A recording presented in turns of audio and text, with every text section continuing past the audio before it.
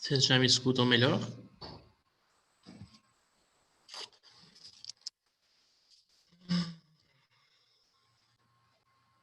Acabou tendo um probleminha no Kahoot, mas a gente compartilha aqui e o pessoal vai chegando, né?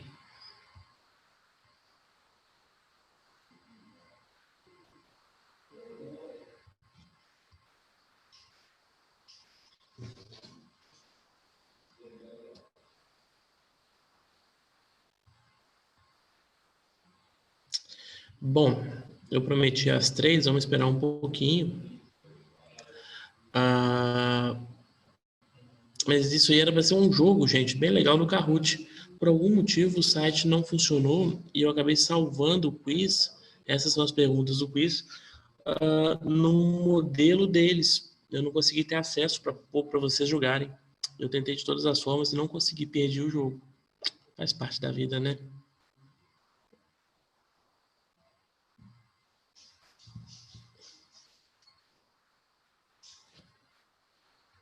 Vocês já conseguem ver as perguntas aqui na tela?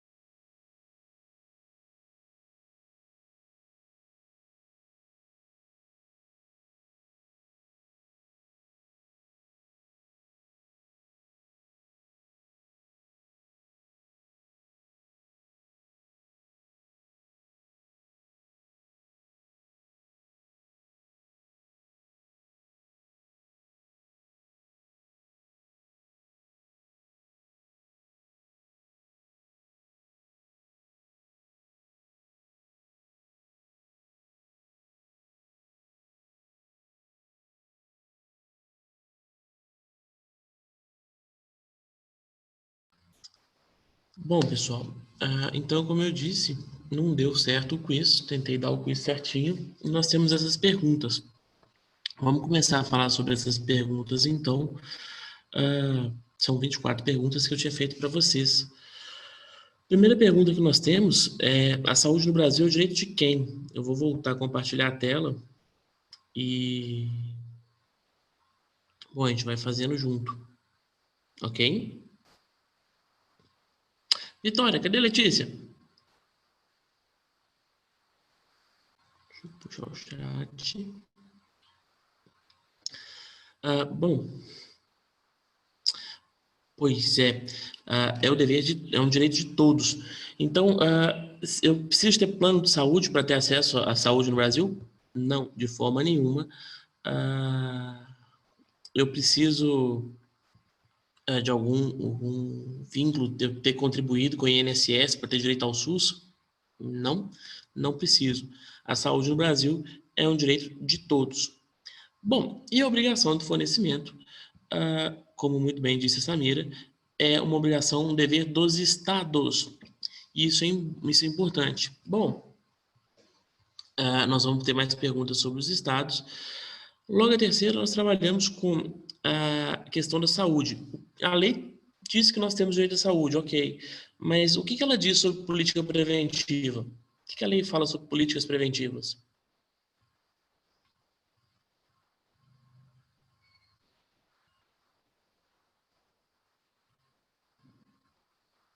Não? Bom, a ideia de políticas preventivas é prevista na lei de forma preferencial. Então, tudo que o Estado vai fazer para garantir a saúde, ele deve fazer de forma preventiva. É claro que na hora de segurar a onda, quando já houver uma epidemia, quando o sujeito já estiver padecendo de doença, o Estado também vai ter que estar lá junto. Mas ele tem que ter ações preventivas, preventivas contra epidemias, preventivas contra acidentes de local de trabalho, preventivas com cuidado, saúde, idoso, gestante, criança. O Estado tem que investir em políticas preventivas. Esse é o primeiro caminho. Eu falava com vocês lá no primeiro dia de aula do saneamento básico, não é?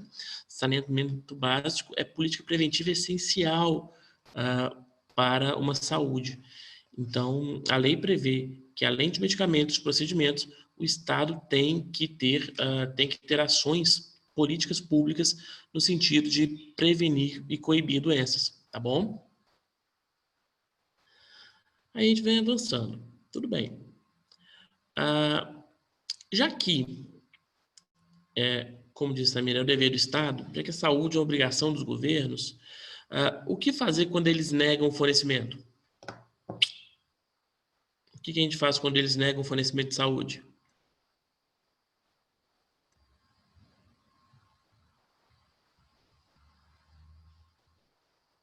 Pessoal?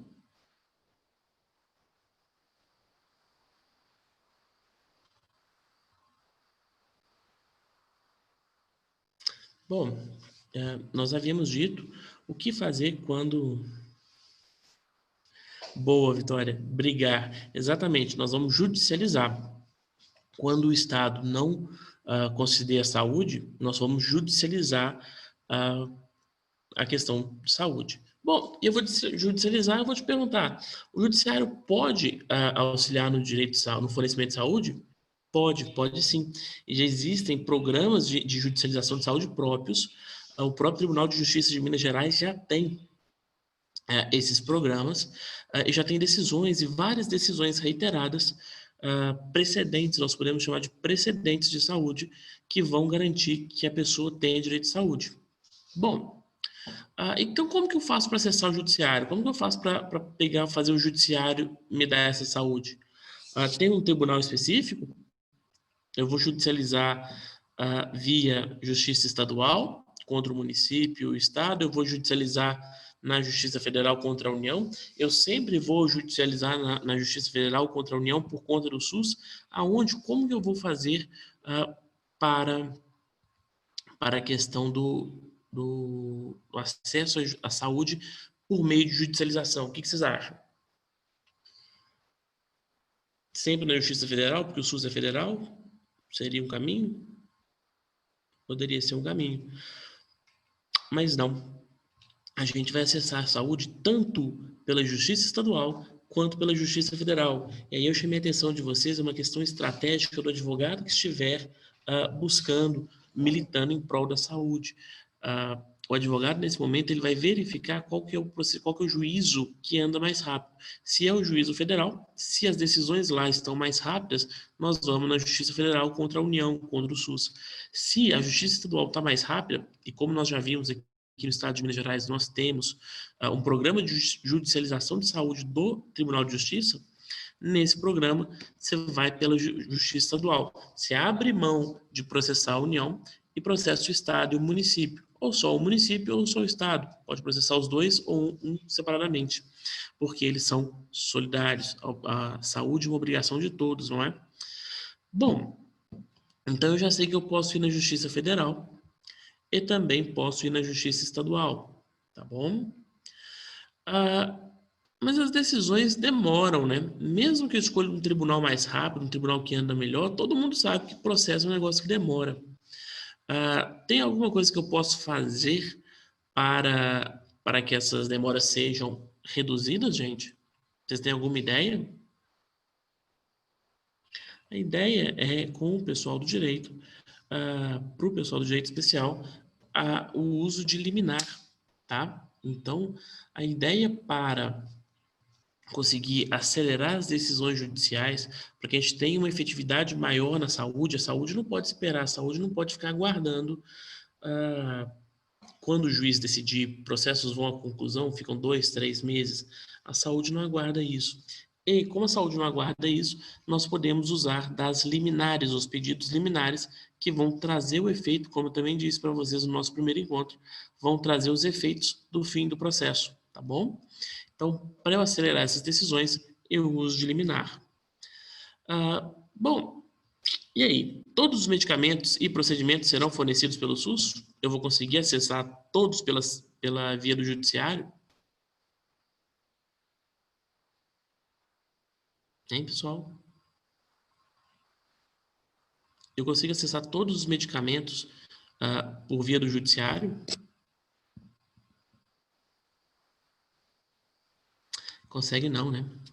O que acontece? Alguns medicamentos eles não vão ser fornecidos. E aí a gente tem duas listas.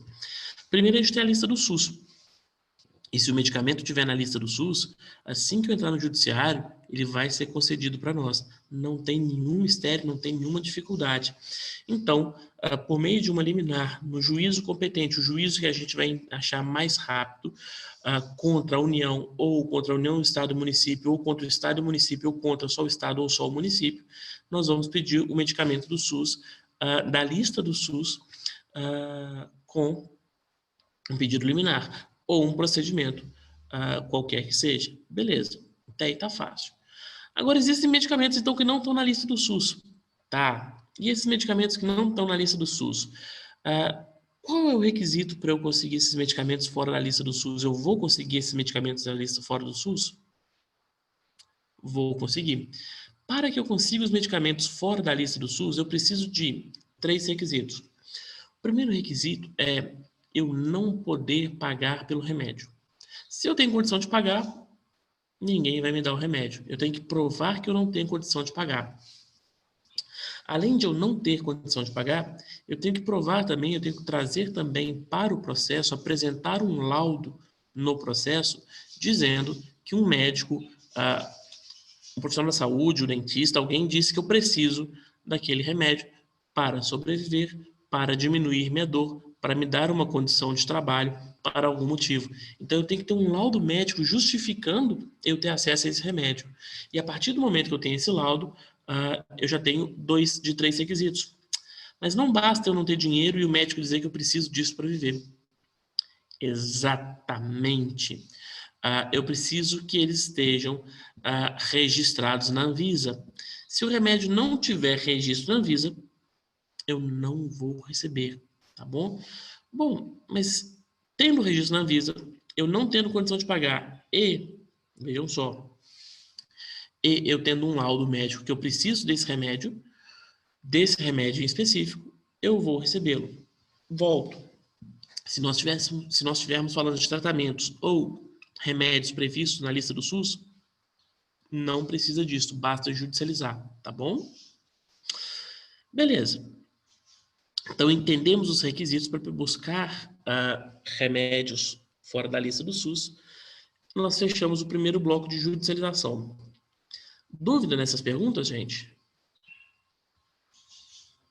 Dúvida sobre essas primeiras perguntas? Judicialização, qual remédio, qual requisito? É bem tranquilo, né? A gente sabendo qual caminho seguir, como proceder, a gente consegue acessar a saúde. Isso aí é fato. Quando o Estado se nega, o município se nega, eles vão ser condenados em multa. O judiciário vai dar uma multa para eles, vai forçar, querendo ou não, eles vão ter eles vão ser obrigados, né? Eles vão ser forçados a te dar saúde. Não tem volta. Bom, mas então, beleza. Conseguimos judicializar a saúde, conseguimos trazer o remédio, trazer o procedimento, conseguimos fazer todos terem acesso à saúde. Saúde não só saúde, medicamento, cirurgia, mas também saúde preventiva.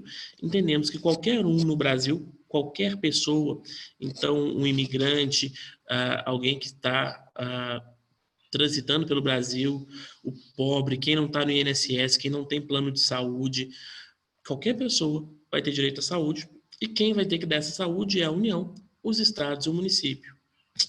Fechado esse primeiro bloco, vamos cuidar agora do profissional da saúde que tanto cuida da gente, né? A jornada de trabalho do profissional de saúde. Esse é um tema importante, é um tema que eu trouxe, a gente debater um pouco. Como se dá a jornada de trabalho do profissional de saúde? Quantas horas por dia pode trabalhar um profissional da saúde?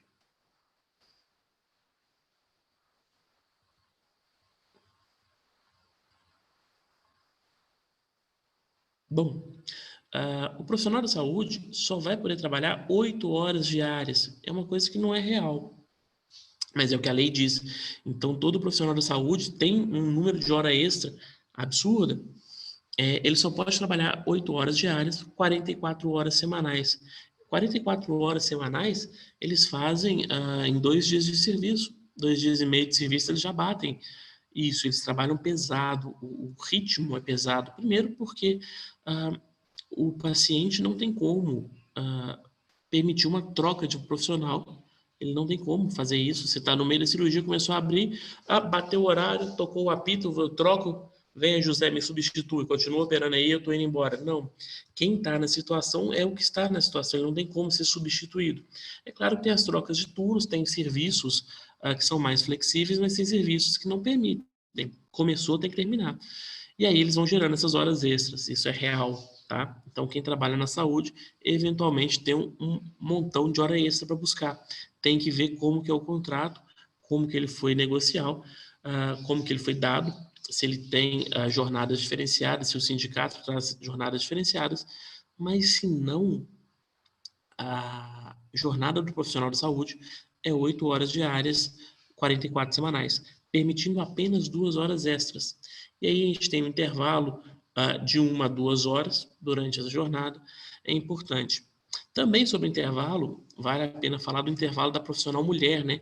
Que 15 anos, ou melhor, que 15 minutos antes de iniciar a jornada, ela tem intervalo. Então ela chega, ela tem 15 minutos para se preparar antes de iniciar a jornada de trabalho. Essa é a regra. Não cumpre, é uma realidade também, ninguém cumpre, mas tá lá. É o direito do trabalho da mulher. Bom, compreendendo isso, a gente avança para os acordos sindicais. Nós temos um acordo sindical paradigma muito interessante do Hospital das Clínicas de São Paulo. O Hospital das Clínicas de São Paulo trouxe algumas jornadas diferentes. Eu vou escrever aqui para vocês.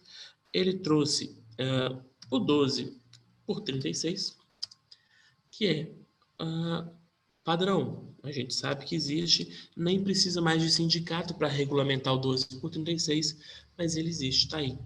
Também traz essa convenção de São Paulo o 12 por 48. É outra modalidade de trabalho, outra modalidade de plantão. Você faz meio-dia e folga 2 dias. Faz meio-dia e folga 2 dias.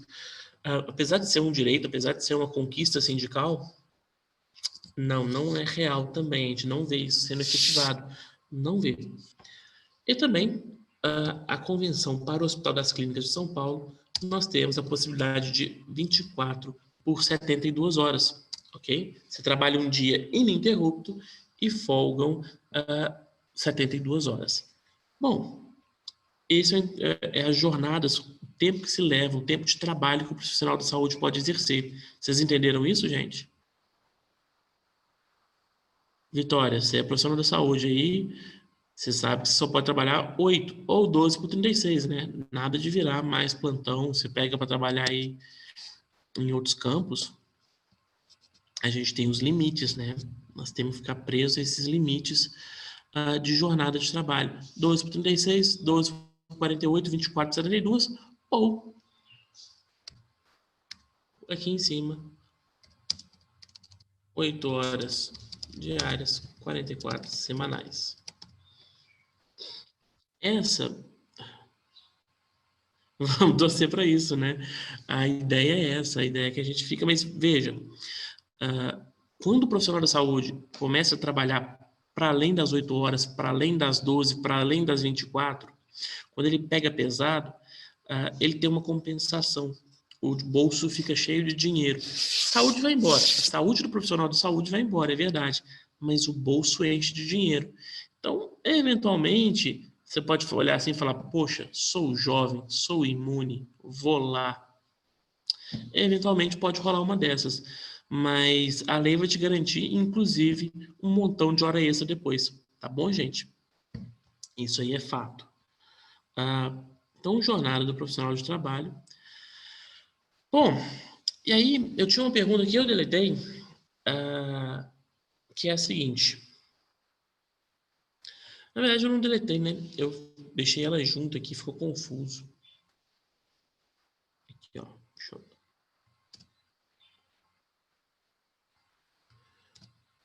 O profissional de saúde tem direito presumido. O que o profissional de saúde tem de direito presumido? Que eu não preciso de perícia. O profissional de saúde tem a insalubridade como um direito presumido. O que vai variar vai ser o grau da insalubridade.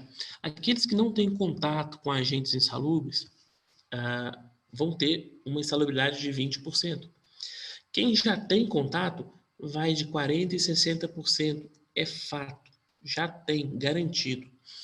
E os radiotécnicos? Como vivem os radiotécnicos? Os radiotécnicos, por sua vez, eles têm também presumido e o deles já é fixo.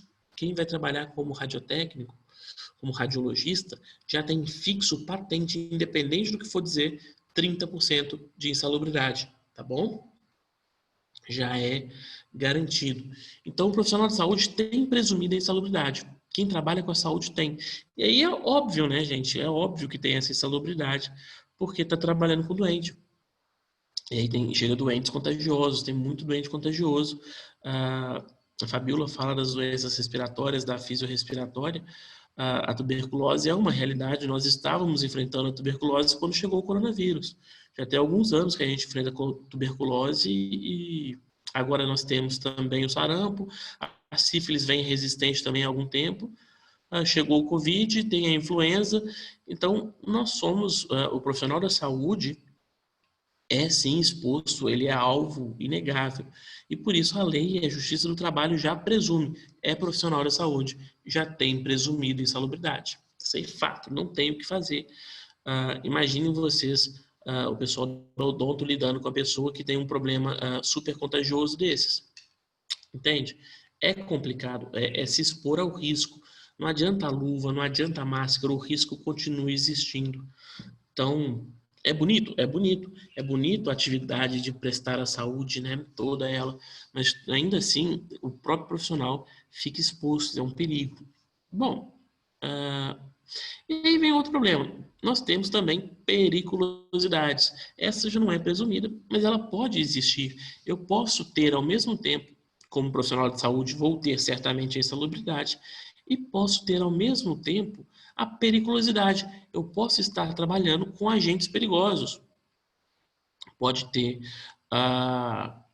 o pessoal aí que usa serra elétrica, os ortopedistas gostam muito de serra elétrica é perigoso pra caramba, né? E dentro dessas periculosidades, né, dessas variações que existem, o que acontece? Nós temos um problema. Eu vou conseguir, enquanto profissional da saúde, exposto a um agente perigoso e a um agente insalubre, eu posso cumular as duas? Eu posso receber o aumento dos dois fatores que existem? Os dois fatores existem no meu ambiente. Eu já estou correndo o risco de insalubridade por agentes biológicos, já está lá, e eu estou correndo o risco de periculosidade, de correr um perigo. Posso eu ser exposto a estes riscos? Como vai ser a minha remuneração? Como que eu vou ser indenizado por isso, não é? Eu posso acumular os dois? O que vocês acham? Pois é, Samira. Também acho que sim, mas é infelizmente só um achismo nosso.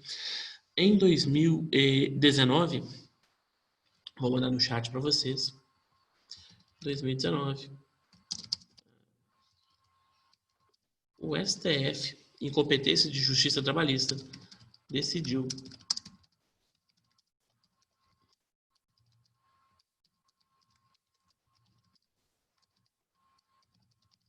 Isso vale, então, gente, não só para o profissional da saúde, tá? Qualquer profissional que esteja submetido a agentes biológicos, agentes químicos, a questões insalubres e a questões perigosas ao mesmo tempo,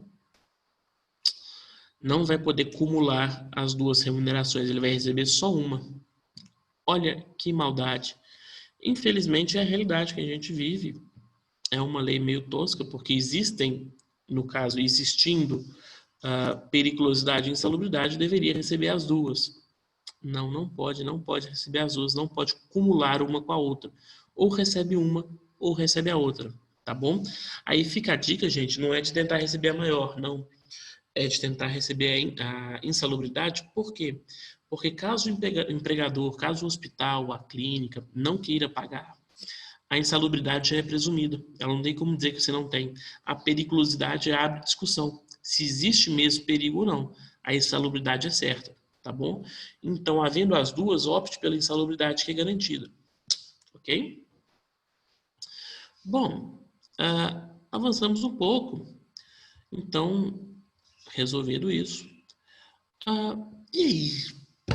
O profissional da saúde. Então, nós já vimos que ele está num ambiente insalubre, vimos que ele tem esse risco de insalubridade, não tem outro jeito. O que acontece quando ele é contaminado? Qual é o procedimento correto para adotar quando o profissional de saúde é contaminado? A gente vai dispensar ele, a gente vai afastar ele sem remuneração, ele vai pedir demissão, a gente vai demitir ele. O que a gente vai fazer? Hein, gente? Quando o profissional da saúde é infectado, ele é contaminado por alguma coisa.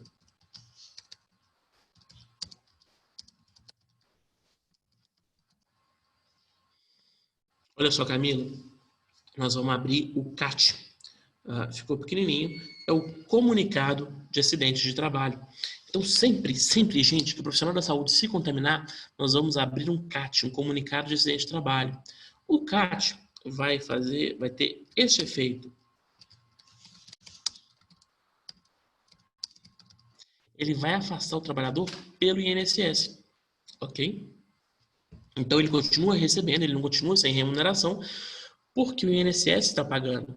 Okay? Ele suspende o contrato de trabalho do empregado, do profissional da saúde, e ele recebe pelo INSS.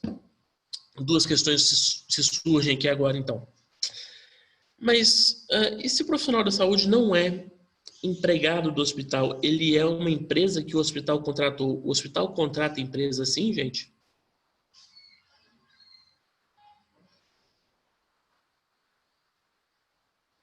Hein? Nós falamos da pejotização do profissional da saúde, né? É uma realidade. Planos de saúde, hospitais, clínicas, eles só querem trabalhar com pessoas jurídicas. Eles não contratam um funcionário, eles preferem contratar a empresa. Bom, quando nós temos a empresa, o sujeito, o profissional da saúde empresário, ele vai ter direito a afastamento pelo INSS? Não. Ele vai ter direito a responsabilizar o hospital por alguma coisa? A clínica por alguma coisa? Não. Ele fica exposto, né? Então, essa é uma realidade. Ele vai ficar exposto. Logo, as empresas eles vão optar por essa pejotização, mas nós temos uma vantagem nisso. Nós temos uma defesa, e essa defesa não caiu com a reforma trabalhista, essa defesa continua, que é a consideração de fraude. Então, havendo os requisitos para a relação de emprego, quais são os requisitos para a relação de emprego? Vou mandar aqui no chat para vocês. Ser uma pessoa física, pessoa natural, sujeito, trabalhando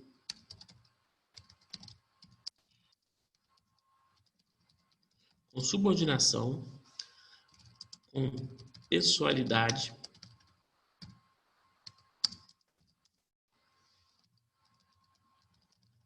e com habitualidade ou de forma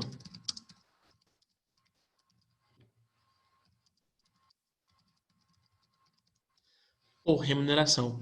Então, se o sujeito é pessoa física, trabalha de forma subordinada, ele acata ordens, ele trabalha com pessoalidade, ele não pode mandar outro no lugar dele sem ser ele.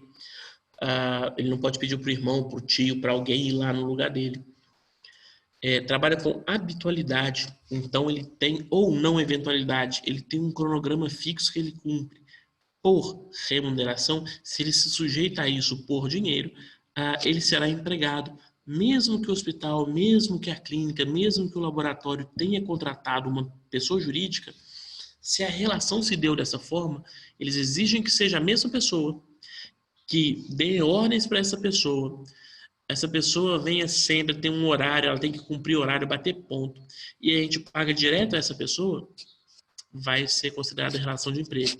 Então, ainda que eu use da ideia de pejotização, não é, para respaldar a empresa empregadora, fornecedora de saúde, hospitais, clínicas, laboratórios e afins, mesmo que eu use desse artifício, a lei já sabe, a justiça já sabe que isso existe e vai considerar fraude, ok? Só não será fraude quando faltar um desses elementos, tá bom? Por exemplo, o médico voluntário, Cruz Vermelha, Médicos Sem Fronteiras. Esse pessoal, eles não vão conseguir porque são voluntários, eles não vão conseguir o vínculo de emprego. Esse é fato.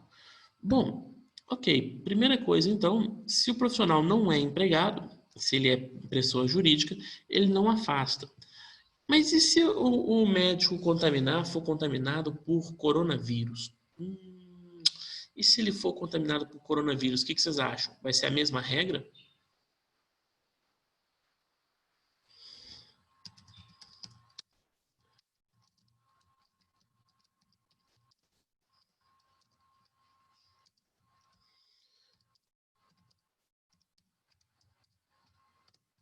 Está na Lei 13.979. Quando o trabalhador for contaminado, afastado, entrar em quarentena ou isolamento em decorrência de coronavírus, o contrato vai ser interrompido e ele não vai ser afastado pelo INSS. Olha que interessante. Se, no caso aqui que está na tela, um profissional de saúde é infectado ou contaminado por qualquer doença, faça o CAT afasta pelo INSS. Pelo coronavírus, faz o CAT e depois o patrão vai pagar as despesas, ok? Essa lei protege o INSS, tá bom, gente? Dúvidas sobre o afastamento?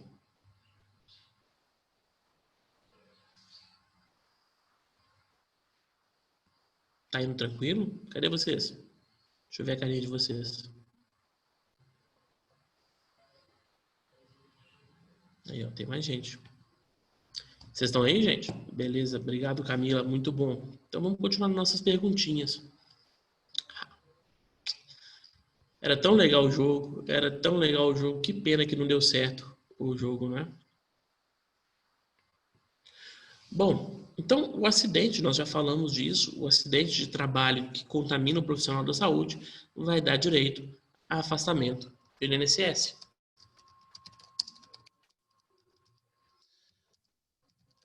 Salvo o Covid-19. Então, sem ser o Covid-19, todo mundo que está trabalhando na saúde, que está exposto na saúde, vai ter uma proteção, um auxílio, um amparo do INSS com o afastamento. Ele vai ficar afastado até que se recupere, até que esteja apto a voltar a trabalhar, entendeu? E aí nós vemos tanta coisa séria que acontece, tanta contaminação séria. Eu volto a dizer das agulhas que encapsulam, que elas são retráteis e não deixam uma nova espetada, né? Equipamentos tão importantes que a gente não tem hoje. Dá uma certa tristeza. Bom, o Covid não vai dar esse direito do INSS, mas o empregador, o hospital, vai proteger. Ok. Vem a próxima pergunta. O profissional da saúde vai ser sempre empregado, gente? Não vai, né? Às vezes ele não é empregado. Então, eu não compartilhei a tela.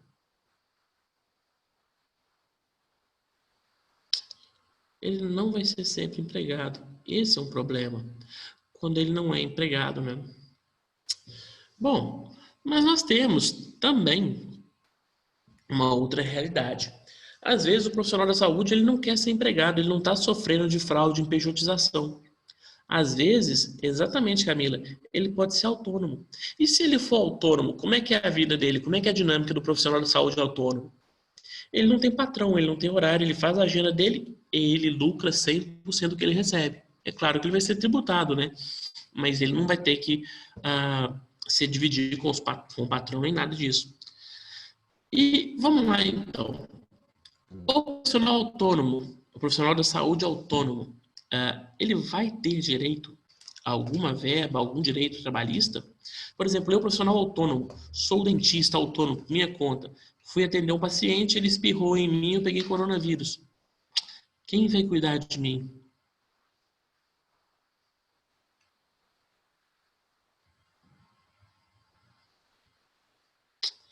Ninguém vai cuidar de mim. Olha só que maldade.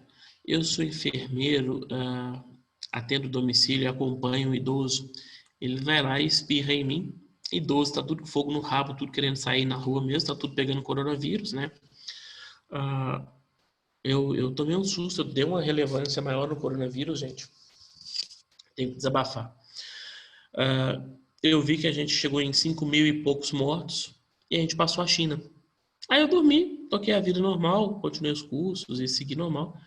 De repente, eu vejo a gente com 7.000 mortos, gente. A gente teve um boom, já são mais de 7.000 pessoas que faleceram, né? Isso é muito sério, isso é muito sério. Eu acho que a gente está brincando e tá cheio de velho na rua. Há uns dias atrás, eu acho que foi ontem eu saí. Gente do céu, pelo amor de Deus, a rua de Belo Horizonte está inteira, cheia de velho. Tá terrível.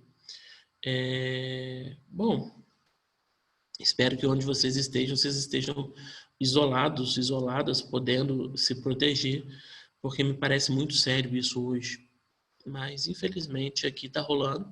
E aí tem um ponto de enfermeiros, né? O profissional de saúde não para. E o enfermeiro está lá, na lida, atendendo, lidando com aquele idoso que saiu para festejar alguma coisa, formatura do neto, fazer um churrasco, veio do country club dele lá, e te contamina. Quem vai cuidar de você, profissional autônomo? Ok? Isso é realidade, isso é perigo. Bom, o profissional autônomo, então, ele não vai ter nenhum direito trabalhista para com os seus clientes. A relação dele vai ser uma relação de consumo. Ok? Bom, vamos falar um pouco mais de pejotização. Uma vez que o profissional autônomo não tem direito trabalhista, a prática de pejotização se torna uma prática comum, gente? O que vocês acham?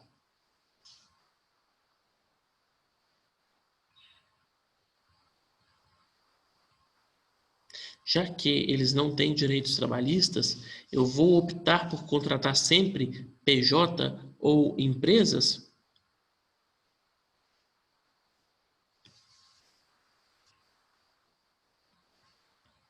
A maioria quer contratar empresas, tá, gente? A maioria dos ambientes de trabalho de saúde vai optar por pejotização. Primeiro, por essa questão de hora extra que nós falamos, né? O número de hora extra que é feita na saúde é um absurdo.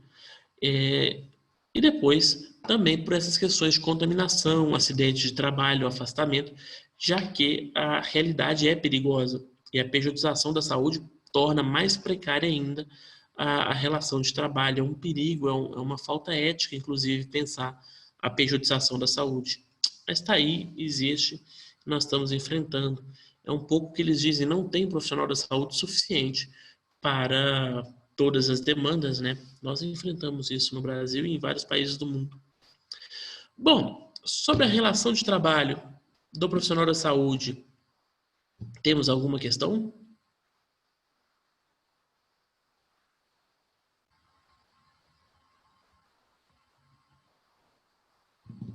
Pessoal?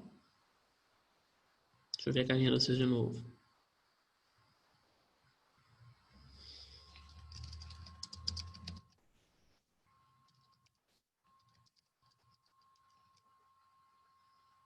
Vocês estão falando que tá tranquilo? Tá tranquilo mesmo?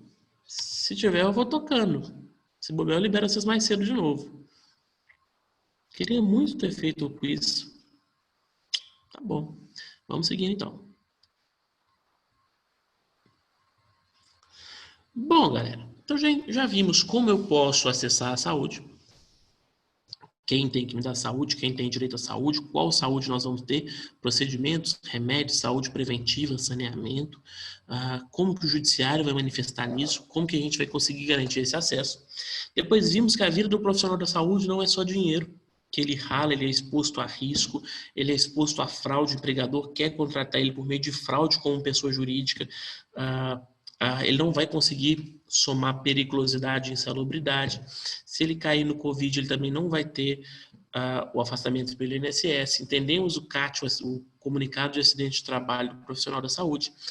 Entendemos muito da jornada deles, né? Que é uma outra coisa importante, eu acho importante falar, porque todo profissional da saúde vira dias de plantão, é o tal de dar plantão. E a gente sabe, a gente precisa do plantão. Eu não sou do profissional da saúde, agradeço a existência da prática do plantão, mas ela é muito desgastante para o corpo trabalhador, para o sujeito que trabalha como profissional da saúde. Ele sofre muito com isso, a saúde dele fica precarizada com essas dinâmicas. Então vimos que vocês, profissionais da saúde, têm sempre, no máximo, 8 horas por dia de jornada de trabalho, ok? Se trabalhar mais que isso, se vai trabalhar mais que isso, é hora extra. Eles não vão querer pagar, eles vão querer que você seja uma empresa, mas é hora extra. Bom, e para fazer plantão, nós temos algumas regras de plantão. Já sabemos que a gente pode ter a jornada 12 por 36, 12 por 48 e também 24 por 72 horas. Já sabemos que podemos ter essas jornadas também. Sabemos que o profissional autônomo não vai ter os direitos trabalhistas, mas vai ter o lucro. E o pejotizado provavelmente é uma fraude. E se levar na justiça, se a justiça ficar sabendo, aí nesse ponto a justiça do trabalho vai ser entendido como fraude e vai ter todos os direitos. Bom, só que não acaba aí a vida do profissional da saúde e o direito, né? Direito e saúde. O terceiro tópico também importante para nós, é a responsabilidade civil do profissional da saúde. Ocorrendo um erro, ocorrendo um dano, como ele responde, quem responde, não é? Quem garante o paciente a saúde, quem garante que ele vai ter isso reparado? Bom, e aí vem a primeira pergunta. Ocorrendo um erro por negligência, imprudência ou imperícia de um funcionário, a clínica terá de indenizar o paciente? O que vocês acham?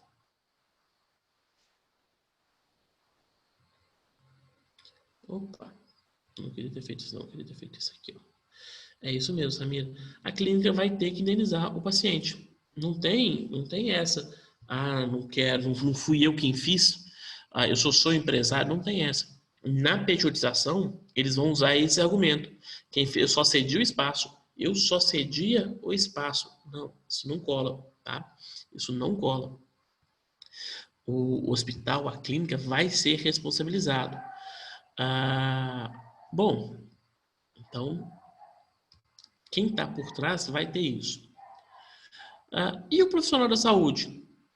A empresa a gente sabe, mas e o empregado? O empregado que estava lá fazendo acesso e rompeu a veia, e necrosou o braço do idoso, 98 anos, quem vai fazer acesso em pessoa com 98 anos, gente? Alguém tem que fazer, né? É tudo muito frágil, é tudo muito desgastado, já viveu demais. Gera um risco para o profissional de atuar. Ele vai ter que indenizar o paciente se ele também, com a maior boa vontade do mundo, ele não queria fazer mal nenhum. Se acontecer, ele vai ter que indenizar? O profissional aqui no caso. Pois é, Samira, vai sim. Então, se o enfermeiro te der uma injeção e você sentir dor, você pode reclamar com ele. Bom, e aí, eles não dependem de querer te fazer mal. Às vezes o acidente acontece. Negligência, imperícia, imprudência. Isso, o acidente acontece. Acontece fazer o quê, não é? Bom, e se houver vontade, se houver dolo de fazer mal? O sujeito poderá o quê, além de ter que indenizar? O que vocês acham?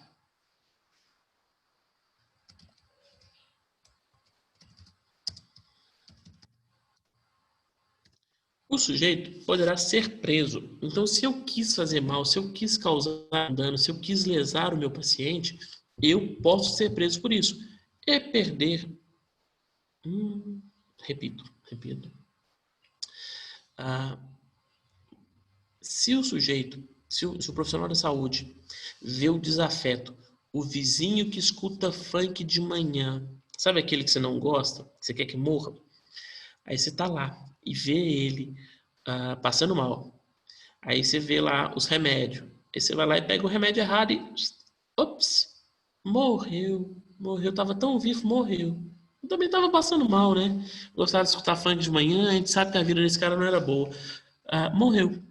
Quando você mata alguém, quando você amputa alguém por maldade, por crueldade, além de, vejam só, além de ter que indenizar, o dinheiro vai continuar saindo. E aí aqui a gente tira a negligência, imprudência e imperícia. Aqui a gente fica com a vontade. Eu quero, eu fiz sabendo o que eu ia fazer. Eu fui muito competente. Eu fui lá e amputei do jeito que eu queria amputar. Eu castrei aquele sujeito infiel. Nunca mais vai fazer nada. Quando a gente faz querendo, a gente fica responsável criminalmente. A gente pode ser preso. Entendeu, Camila? Pegou?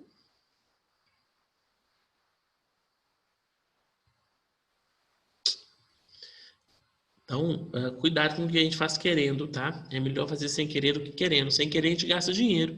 Querendo, a gente pode ser preso. Lembrando que um dos poucos crimes que a gente pode ser preso sem querer é o homicídio. Então, se a gente matar alguém mesmo sem querer, a gente pode ser preso. Tá bom? Isso é verdade. Beleza. Entendido isso, eu posso ser preso. Eu, nesse caso, ainda posso vir a ser preso. Bom, o contrato de seguro, nós falamos muito disso no último encontro, foi um tema legal. Eu andei conversando, eu sei que você está ouvindo, Fabiola, eu andei conversando com o pessoal, com alguns médicos de Brasília, eles falaram comigo que eles pagam o seguro, eles pagam, não corre o risco. E o pessoal do Rio que eu conhecia também, todo mundo confirmou, eles têm seguro, pagam, nem acham caro e tocam a vida com o seguro. Nunca foram processados. Mentira, teve uma dentista do Rio que me falou que foi processada. Teve um caso de processo, mas que correu tudo bem, o seguro a onda. Então, o seguro de responsabilidade civil é um meio eficaz de proteger o profissional da saúde? É um meio eficaz, tá, gente? Bom, o profissional autônomo também responde em caso de erro, negligência, imperícia, imprudência? O que vocês acham?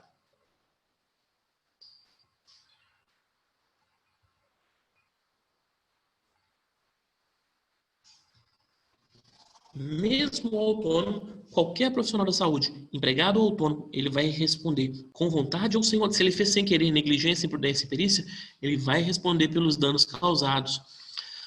E assim também as empresas que estiverem por trás deles. Isso é importante, porque vai que vocês montam a empresa, né? Vai que vocês são o dono da empresa, vocês têm que ter muito cuidado com quem trabalha para vocês, porque o dano que essas pessoas causarem, vocês vão responder financeiramente também. Só que aí vem um outro problema. Esse é o outro problema, a última parte da responsabilidade civil, que é o dano estético. O dano estético. E aí eu fiquei sabendo desses produtos de injetar, de mudar o rosto, de deixar todo mundo gato. O dano estético. O dano estético, mesmo que tudo corra bem, se o paciente não se sentir resolvido, realizado, se você não deixar a pessoa com a cara do Brad Pitt, com a cara da Angelina Jolie, não vai escapar, vai ter que indenizar, ok? Então, o profissional da saúde que trabalha no ramo estético, ele não tem uma obrigação de tentar, primeira coisa, salvar a vida, dar uma melhor saúde ao paciente. Ele tem uma obrigação de garantir a felicidade. Olha que perigo, olha a dificuldade disso. Como é que você vai garantir a felicidade de alguém? Percebe um risco do profissional da saúde? Ou melhor, do profissional de estética, profissional da parte de embelezamento? O dano estético, ele é completamente diferente dos outros danos da saúde. O dano estético, ele não pode existir. O sujeito, o paciente que se disser, eu quero fazer uma cirurgia reparadora, uma cirurgia de trocar costelas, mexer com meus dentes, implante dentário e tal, e não sair satisfeito, é perigo, tá? Vitória, que é da Odonto. Implantar dente, dano estético, não ficou legal, tá bom? Não é nenhuma questão de não ficar certo. Pode estar certo, o sujeito pode estar sem dor, pode viver muito bem naquela condição. Se ele não se achar bonito, se ele não se achar belo, ele não vai conseguir. Ele vai ter o direito de buscar contra o profissional que cuidou dele e das empresas que estiverem por trás uma indenização, uma reparação, ok? Bom, eram essas as perguntinhas que eu tinha para vocês para hoje. Dúvidas em alguma delas de responsabilidade civil? Deixa eu fechar aqui para vocês. Vamos voltar.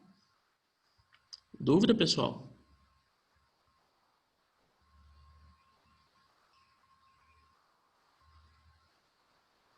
Ixi, cadê vocês? Então, esse era o curso. Cumprimos a nossa ementazinha do curso. Ele é pequenininho mesmo. Espero que vocês tenham gostado de passar por aqui. Eu consegui saber como é que funciona a aula gravada. Elas vão ser disponibilizadas em Drive. E os certificados... Exatamente, Camila. A ideia minha, na verdade, foi muito frustrante. Eu queria ter feito um quiz com vocês, um quiz do Kahoot. Eu uso o Kahoot há anos e sempre deu certo. Por algum motivo, eu salvei ele num modelo público. E foi para o Kahoot, foi para a gestão deles. Eu tentei até trocar meu plano de assinatura agora, nesse intervalo das 2 às 3, para tentar conseguir aplicar o quiz para vocês. Não deu. Mas tudo bem.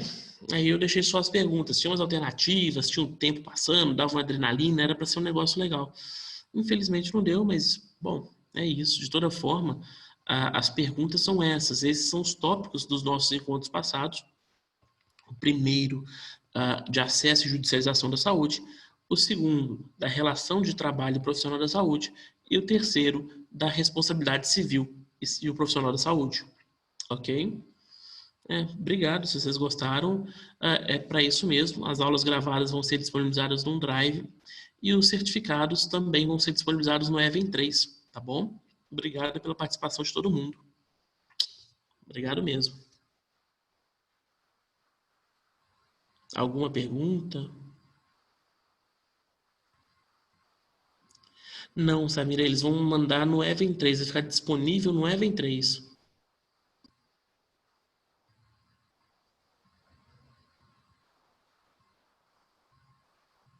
Sabe o portal que você usa? Beleza, é esse mesmo. Eles vão disponibilizar por lá, tá bom?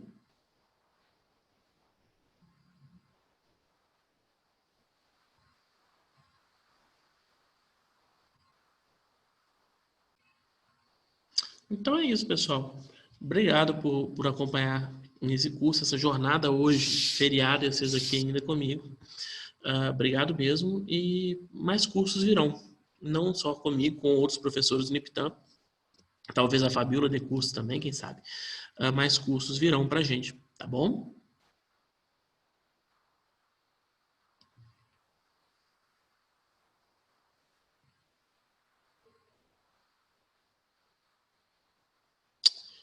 Então, boa tarde. Estou encerrando a reunião. Tchau, tchau, gente. Até o próximo. Pois é, Fabiola. Espero que no próximo você esteja aqui. Tchau, tchau.